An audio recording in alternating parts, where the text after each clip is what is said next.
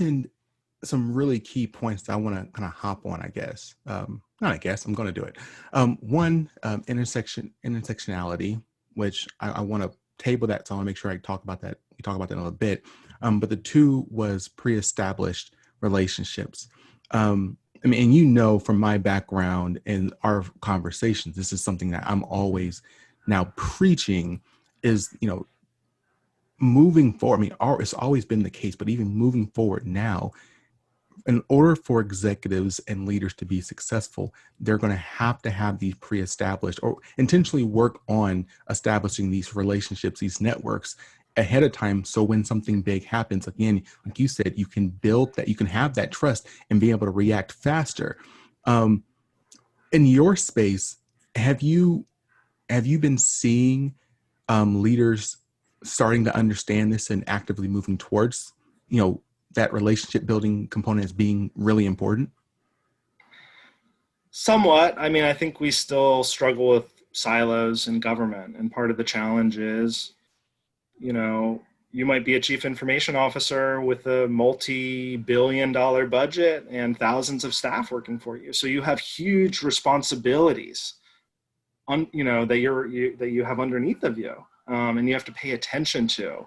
And we don't always organize, fund, incentivize working together, working across, working outside. So there are some potential structural and incentive barriers there, but there are many mechanisms, formal and informal, and I really think that one of the things that I'm trying to drive, and I'm starting to see, but it's not really anyone's job, and I think that's the challenge that I see most in government. It's no one's job to cultivate and build these relationships. And as you point out, Alex, it's the responsibility and obligation of individual leaders.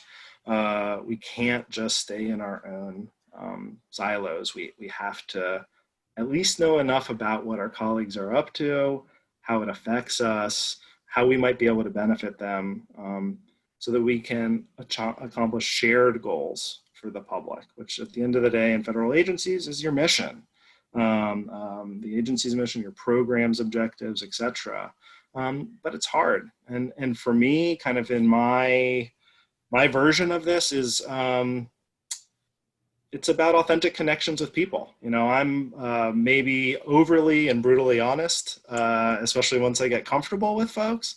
But I think that that's really important. Bringing your authentic self to those relationships as you work to build them is really key, because you will build that own network of your own, of folks who are there, who have that similar mindset, who also appreciate the benefits of sharing and working together. And I think that finding ways to scale that skill set, but also that mindset, and then that opening up that kind of cultural door for there to be the time, the energy, and the space in organizations to do that, is critically important, and something that organizations have to be intentional about, and leaders can drive that by starting through their own actions. And you talked about initially how difficult it is, and I love in the conversation you and I had offline. I love how you described one of the main factors of it being difficult is that you said something, and you can speak to this more, about the government being designed to be these agencies that were stovepipe. Education dealt with education, interior, war. There's a reason why we are kind of siloed. And if you want to talk more about that, I'm pretty sure everyone would love to hear that. Sure, Alex. It's by design. We have had a federal government for 227 years. I'm not good at math on the fly, but so we have these institutions that have evolved over time, but we haven't necessarily been very thoughtful about or intentional about that evolution, especially as now in the modern era, we really can appreciate much more because of the amount of data and information that we have, the interrelation between these issues. Water, water is not only something that the EPA cares about. There's 24 agencies that have water or water related programs. You've got energy, you've got commerce, you've got fisheries, and so these things are really dynamic, but the government isn't funded or appropriated necessarily along those lines. And so, we have interagency work groups, task forces, sometimes led by the White House, sometimes charged by Congress, that can break through those silos, sometimes more successfully than others. One of the more successful initiatives that I know from this administration around this is what they have done at Health and Human Services with their Reimagine initiative, actually trying to get the Department of Health and Human Services to work as a department instead of a series of federated large research institutions.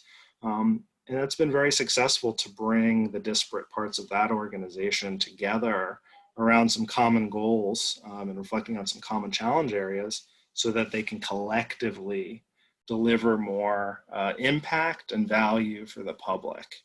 And, I'm thinking a lot about this these days with 12 days until the end of the fiscal year, no appropriations whatsoever. We're going to have a CR, but also knowing that we spent $3 trillion already addressing coronavirus.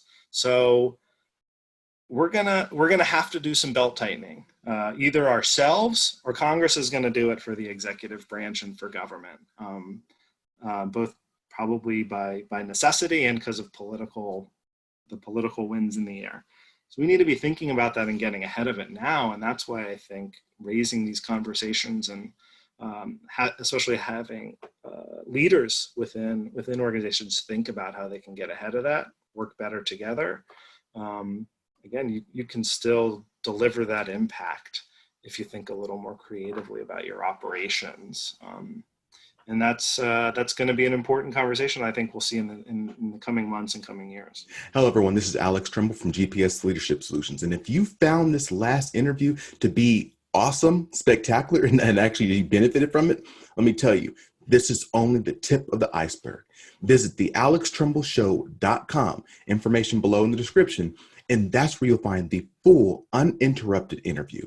And I'm telling you, there's so much great content you'll hear from this past leader, as well as all the other leaders we've already interviewed. So remember, don't just look back, reach back. If there's someone who you think will benefit from this interview or any of the other interviews, make sure you share it with them. Click the like, click the subscribe. And as I always like to end all my sessions, stay strong, stay positive, and definitely stay moving.